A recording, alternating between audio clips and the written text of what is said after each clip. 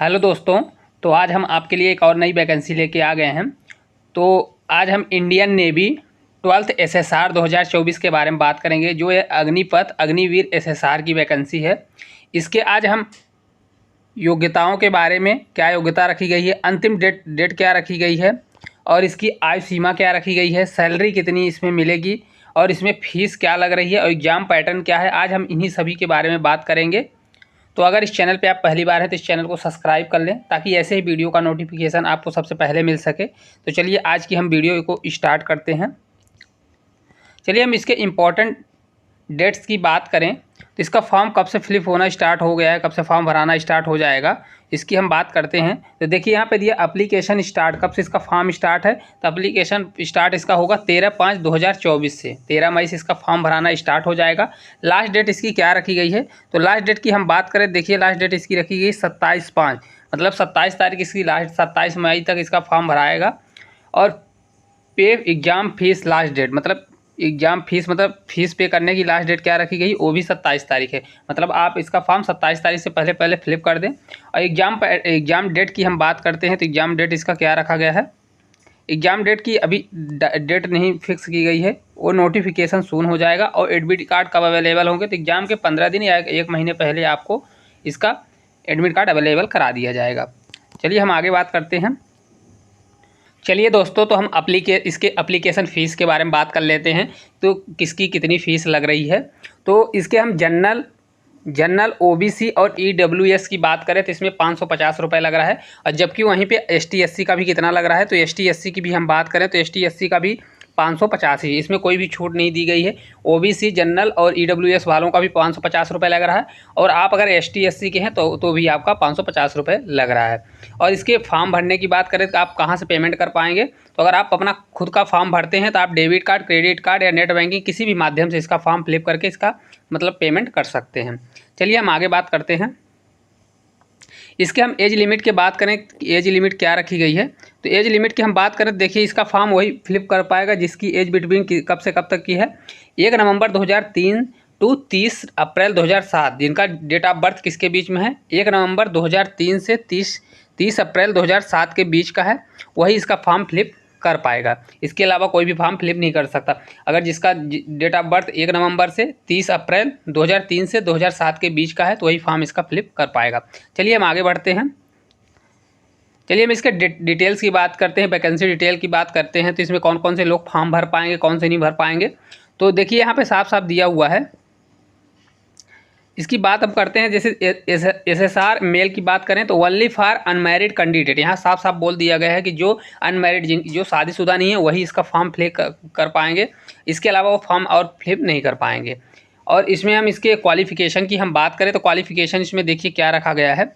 तो क्वालिफ़िकेशन की हम बात करते हैं तो इसमें 12th आपके पास, अगर 12th है, 12th intermediate exam with mathematics physics with one of the following subject chemistry, biology, computer science, जिनके पास जिससे ये किए हुए हैं वही इसका फॉर्म फिलअप कर पाएंगे। इसके अलावा और कोई फॉर्म फिलअप नहीं कर पाएगा।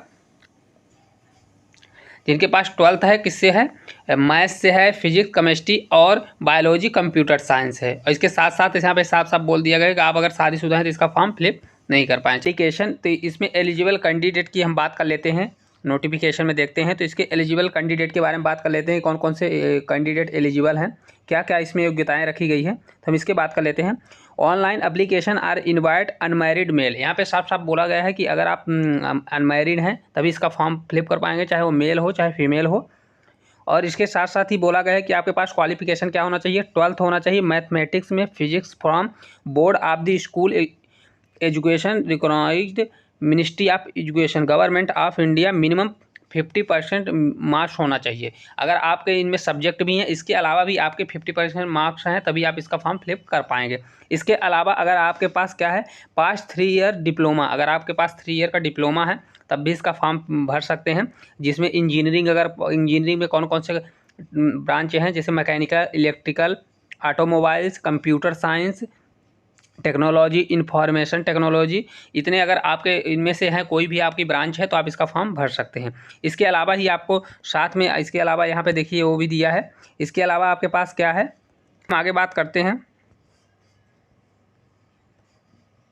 आगे हम बात करें, देखिए यहाँ पे दिया हुआ है एज की बात करें तो एज की बात करते हैं तो एज की देखिए यहाँ पे दिया हुआ है एज के बिटवीन कब से, जिसकी हम बात कर लिए हैं 1 नवंबर 2003 से 30 अप्रैल 2007 के बीच का आपकी एज होनी चाहिए, तभी आप इसका फॉर्म भर सकते हैं। टर्म और कंडीशन की बात कर लेते हैं, चलिए हम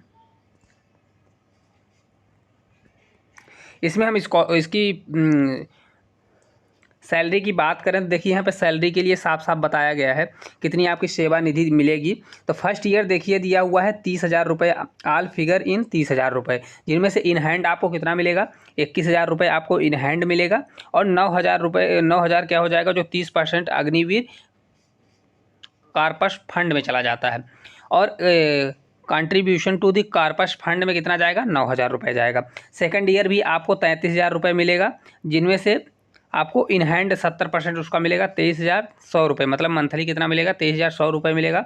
इसी प्रकार तीसरे साल आपका 36,500 मतलब बढ़ेगा, और इन हैंड आपको कितना मिलेगा, 25,550 रुपये।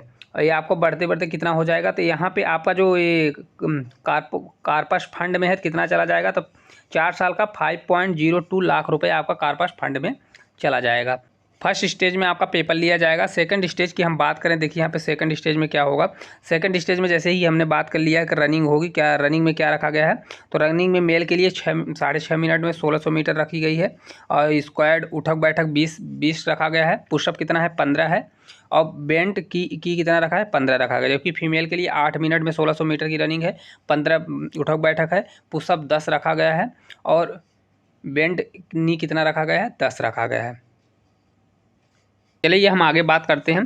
तो आगे बात करें कि इसमें फिजिकल के लिए क्या रखा गया है। तो फिजिकल की हम बात करें, देखिए यहाँ पे फिजिकल के लिए फिजिकल स्टैंडर्ड में क्या रखा गया है। तो फिजिकल स्टैंडर्ड की हम बात करते हैं तो यहाँ पे देखिए रनिंग कितनी रखी गई, हाइट अगर आपकी कितनी होनी चाहिए, हाइट इसमें आपकी एक मेल है तो कितना होना चाहिए, 157 सेंटीमीटर, और अगर फीमेल है तो कितना होना चाहिए, 152 सेंटीमीटर, तभी आप इसका फॉर्म फिलअप करें।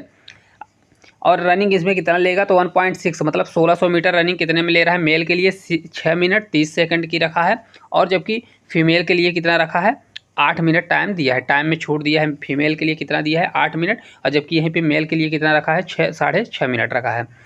उठक बैठक कितना रखा है, तो उठक बैठक की हम बात करें तो मेल के लिए 20 रखा है, और फीमेल के लिए भी यहाँ पे छूट दिया है, 15 रखा है। फीमेल के लिए कितना है, उठक बैठक 15 रखा गया है, जबकि मेल के लिए है 20। पुशअप की हम बात करें तो कितना रखा गया है, मेल के लिए पुशअप रखा गया है 12 पुशअप मेल के लिए रखा गया है, जबकि फीमेल के लिए कोई भी इसमें पुशअप नहीं रखा गया है।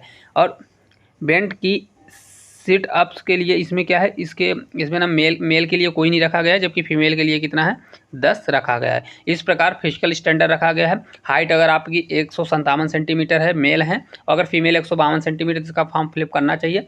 और अगर इसमें रनिंग कितना रखा गया, 6.5 मिनट मेल के लिए रखा गया है, और फीमेल के लिए 8 मिनट का टाइम दिया गया है। तो दोस्तों इस प्रकार हमने आज Indian navy Agnipath Agniveer vacancy के बारे में बात किया। ऐसे ही हम आपके लिए डेली नई वैकेंसी के लिए जो डिटेल आएगा उसके बारे में हम बात करेंगे। तो अगर आप इस चैनल पर नए हैं तो चैनल को सब्सक्राइब जरूर करें। Thank you.